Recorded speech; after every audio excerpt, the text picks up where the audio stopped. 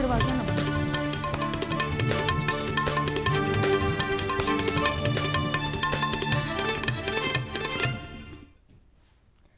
नमस्कार, खबरां दे इस बुलेटिन च तुहाडा स्वागत। मैं हां परमिंदर कौर। पहलां पेश ने चोणवीआं खबरां।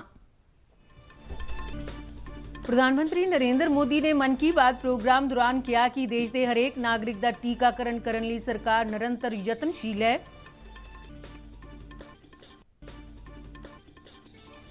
राष्ट्रपति रामनाथ कोविंद ने कोरोना महामारी की रोकथाम लई लोकां नूं बेझिझक होकर वैक्सीन लगवाउण की अपील की।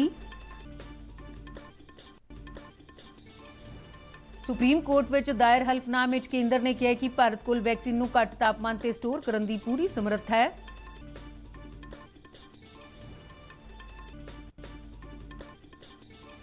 पंजाब सरकार वालों जुलाई अंत तक सूबे च 75 होर PSA प्लांट स्थापित किए जाएंगे। उपराष्ट्रपति M वेंकैया नायडू ने भाषावां की संभाल लई जन अंदोलन की लोड़ ते जोर दिता। जम्मू कश्मीर पुलिस ने लश्कर-ए-तैयबा के एक ठिकाने तो धमाका समग्री बरामद करके वड्डी अतवादी कार्रवाई नूं टालिया।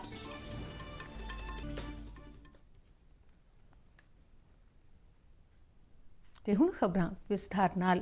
प्रधानमंत्री नरेंद्र मोदी ने कहा कि कोरोना महामारी खिलाफ असीं सारे एकजुट होकर कई अहम मुकाम हासिल कर रहे हैं। आकाशवाणी ते मन की बात प्रोग्राम की 78वीं कड़ी च देशवासियों को संबोधन करदे प्रधानमंत्री ने कहा कि 21 जून नूं टीकाकरण मुहिम के अगले गेड़ की शुरुआत हुई तो इस दिन 86 लाख तो वध लोगों को मुफ्त वैक्सीन लगा के एक नवा रिकॉर्ड कायम किया गया। प्रधानमंत्री होरां आख्या कि 1 साल पहला साडे सामने वैक्सीन बनाउण दा सवाल पैदा होया सी ते अज असीं एक दिन विच लखां लोकां नूं भारत विच बनी वैक्सीन मुफ्त लगा रहे हैं। उन्होंने आख्या कि यही नवे भारत की ताकत है। कोरोना के खिलाफ हम देशवासियों की लड़ाई जारी है, लेकिन इस लड़ाई में हम सब साथ मिलकर कई असाधारण मुकाम भी हासिल कर रहे हैं। अभी कुछ दिन पहले ही हमारे देश ने एक अभूतपूर्व काम किया है। 21 जून को वैक्सीन अभियान के अगले चरण की शुरुआत हुई और उसी दिन देश ने 86 लाख से ज्यादा लोगों को मुफ्त वैक्सीन लगाने का रिकॉर्ड भी बना दिया, और वो भी एक दिन में। प्रधानमंत्री मोदी ने कहा कि वैक्सीन की सुरक्षा देश के हरेक नागरिक को उपलब्ध कराने लिए असीं निरंतर यत्न कर रहे हैं। उन्होंने कहा कि कई थावां ते वैक्सीन लगवाउण प्रति लोकां दीआं शंकावां नूं दूर करने लिए कई संगठन सिविल सोसाइटी के लोग अगे आए ते असीं सारे रल मिल के बहुत वधिया काम कर रहे हैं। प्रधानमंत्री ने इस दौरान अजे कई लोकां नाल गलबात के अंश भी सांझे कीते। पूरे देश में 31 करोड़ से भी ज्यादा लोगों ने वैक्सीन का टीका लगवा लिया है।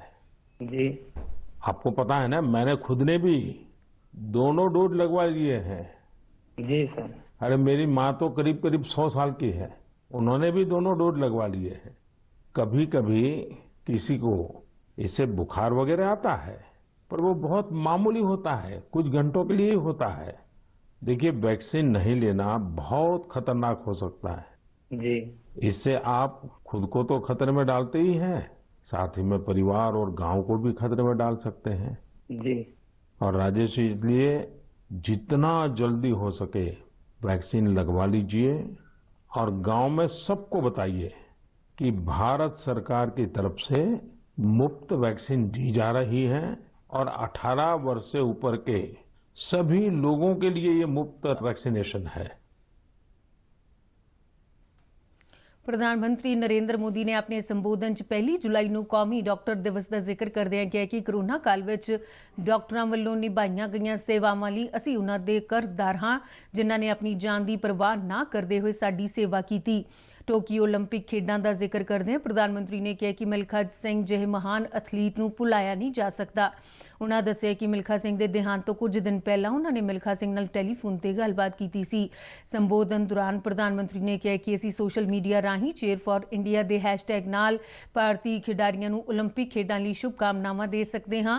प्रधानमंत्री ने ओलंपिक खेडों संबंधी सवालों की एक प्रतियोगिता च लोगों नूं शामिल होने की अपील की। जब बात टोक्यो ओलंपिक्स की हो रही हो तो भला मिल्खा सिंह जी जैसे लीजेंडरी एथलीट को कौन भूल सकता है। कुछ दिन पहले ही कोरोना ने उन्हें हमसे छीन लिया। जब वे अस्पताल में थे तो मुझे उनसे बात करने का अवसर मिला था। बात करते हुए मैंने उनसे आग्रह किया था।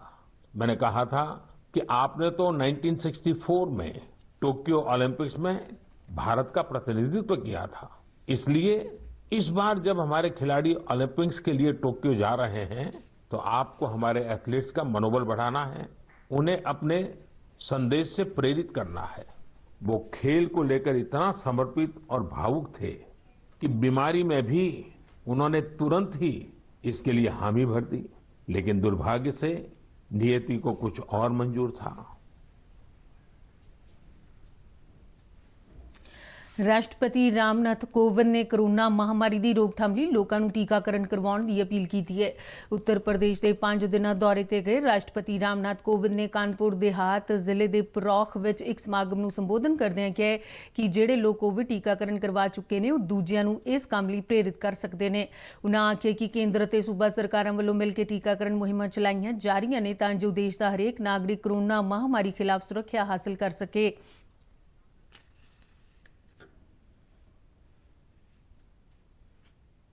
इस मौके उत्तर प्रदेश के राज्यपाल आनंदीबेन पटेल, मुख्यमंत्री योगी आदित्यनाथ और होर कई नेता ते अधिकारी मौजूद सन।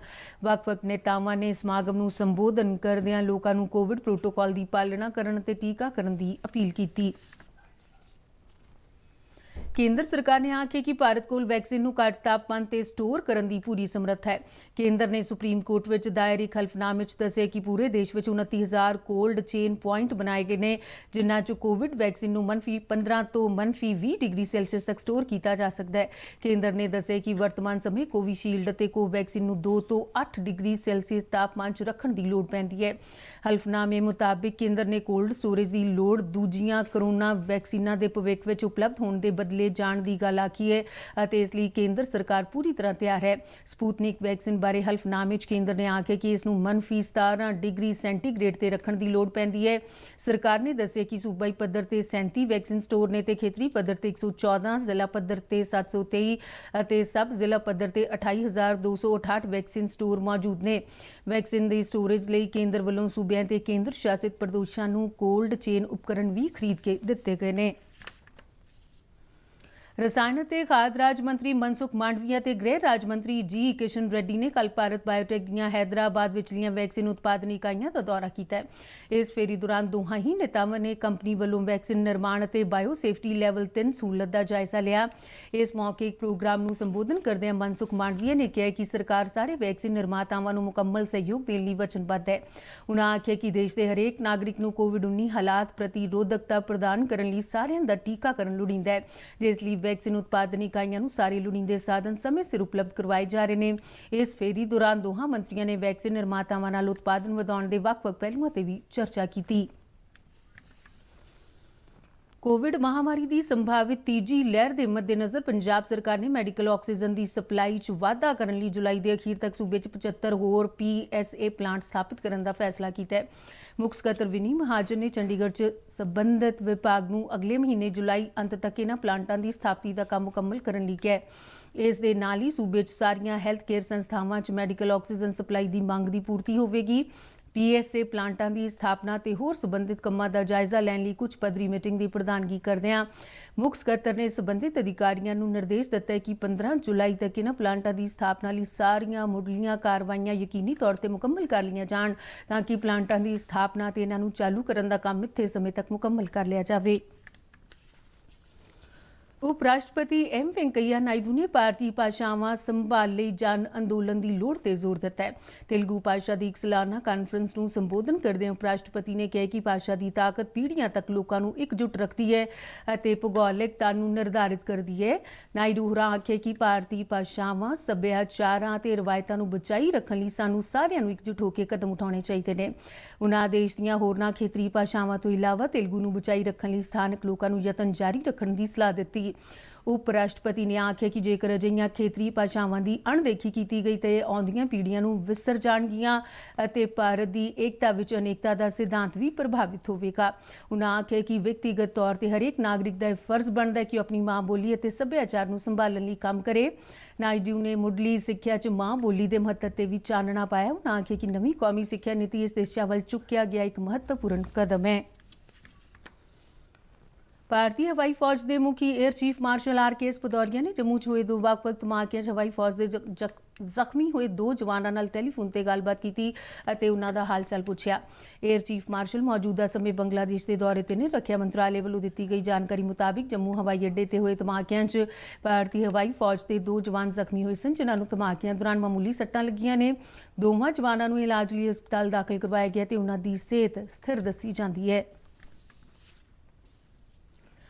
ਜੰਮੂ ਕਸ਼ਮੀਰ ਪੁਲਿਸ ਨੇ ਅੱਤਵਾਦੀ ਸੰਗਠਨ ਲਸ਼ਕਰ-ਏ-ਤੈयबा ਦੇ ਇੱਕ ਟਿਕਾਣੇ ਤੋਂ ਭਾਰੀ ਮਾਤਰਾ 'ਚ ਧਮਾਕਾ ਕੇ ਸਮੱਗਰੀ ਬਰਾਮਦ ਕਰਕੇ ਇੱਕ ਵੱਡੀ ਅੱਤਵਾਦੀ ਕਾਰਵਾਈ ਨੂੰ ਟਾਲ ਦਿੱਤਾ ਹੈ। DGP ਦਿਲਬਾਗ ਸਿੰਘ ਨੇ ਪੱਤਰਕਾਰਾਂ ਨਾਲ ਗੱਲਬਾਤ ਕਰਦਿਆਂ ਦੱਸਿਆ ਕਿ ਲਸ਼ਕਰ-ਏ-ਤੈयबा ਵੱਲੋਂ ਭੀੜ-ਭਾੜ ਵਾਲੇ ਇਲਾਕਿਆਂ ਨੂੰ ਨਿਸ਼ਾਨਾ ਬਣਾਉਣ ਦੇ ਮਕਸਦ ਨਾਲ ਇਹ ਧਮਾਕਾ ਕੇ ਸਮੱਗਰੀ ਰੱਖੀ ਗਈ ਸੀ। ਉਨ੍ਹਾਂ ਦੱਸਿਆ ਕਿ ਇਸ ਬਰਾਮਦਗੀ ਦੇ ਸਬੰਧ ਵਿੱਚ ਪੁਲਿਸ ਵੱਲੋਂ ਕਈ ਸ਼ੱਕੀ ਵਿਅਕਤੀਆਂ ਨੂੰ ਗ੍ਰਿਫਤਾਰ ਕੀਤਾ ਗਿਆ ਤੇ ਉਨ੍ਹਾਂ ਕੋਲੋਂ ਪੁੱਛਗਿੱਛ ਕੀਤੀ ਜਾ ਰਹੀ ਹੈ। DGP ਨੇ ਦੱਸਿਆ ਕਿ ਇਸ ਮਾਮਲੇ 'ਚ ਪੁਲਿਸ ਵੱਲੋਂ ਸੂਤਰਾਂ ਤੋਂ ਜਾਣਕਾਰੀ ਇਕੱਠੀ ਕੀਤੀ ਜਾ ਰਹੀ ਹੈ ਤੇ ਹੋਰ ਵਿਅਕਤੀਆਂ ਦੇ ਇਸ ਕਾਰਵਾਈ 'ਚ ਸ਼ਾਮਿਲ ਹੋਣ ਦੀ ਸੰਭਾਵਨਾ ਹੈ।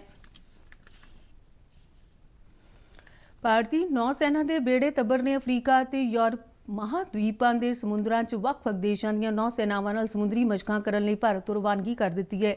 ਭਾਰਤੀ ਨੌ ਸੈਨਾ ਦਾ ਇਹ ਬੇੜਾ ਸਤੰਬਰ ਮਹੀਨੇ ਦੇ ਅੰਤ ਤੱਕ ਅਫਰੀਕਾ ਅਤੇ ਯੂਰਪ ਦੀਆਂ ਵੱਖ-ਵੱਖ ਬੰਦਰਗਾਹਾਂ ਤੇ ਪਹੁੰਚੇਗਾ, ਜਿੱਥੇ ਮਿੱਤਰ ਦੇਸ਼ਾਂ ਦੀਆਂ ਨੌ ਸੈਨਾਵਾਂ ਨਾਲ ਸੰਯੁਕਤ ਸਮੁੰਦਰੀ ਮਸ਼ਕਾਂ 'ਚ ਭਾਗ ਲਵੇਗਾ। ਇਹ ਬੇੜਾ ਅਦਨ ਦੀ ਖਾੜੀ, ਲਾਲ ਸਾਗਰ, ਸੁਏਜ ਨਹਿਰ, ਭੂ-ਮੱਧ ਸਾਗਰ, ਉੱਤਰੀ ਸਾਗਰ ਅਤੇ ਬਾਲਟਿਕ ਸਾਗਰ ਵਿੱਚੋਂ ਦੀ ਲੰਘੇਗਾ। ਇਹ ਬੇੜਾ ਜਬੂਤੀ, ਮਿਸਰ, ਇਟਲੀ, ਫਰਾਂਸ, ਬਰਤਾਨੀਆ, ਰੂਸ, ਨੀਦਰਲੈਂਡ, ਆਰਕਟਿਕ ਕੌਂਸਲ ਦੇ ਸਵੀਡਨ ਅਤੇ ਨਾਰਵੇ ਜਿਹੇ ਦੇਸ਼ਾਂ ਦੀ ਯਾਤਰਾ ਕਰੇਗਾ। ਇਸ ਦੌਰਾਨ ਤੱਬਰ ਬਰਤਾਨੀਆ, ਫਰਾਂਸ ਅਤੇ ਰੂਸ ਦੀਆਂ ਨੌ ਸੈਨਾਵਾਂ ਨਾਲ ਦੁਵੱਲੀਆਂ ਸਮੁੰਦਰੀ ਮਸ਼ਕਾਂ 'ਚ ਭਾਗ ਲਵੇਗਾ ਤੇ ਇਹਨਾਂ ਦੇਸ਼ਾਂ ਨਾਲ ਰੱਖਿਆ ਸਬੰਧਾਂ ਨੂੰ ਵਧੇਰੇ ਮਜ਼ਬੂਤੀ ਪ੍ਰਦਾਨ ਕਰੇਗਾ।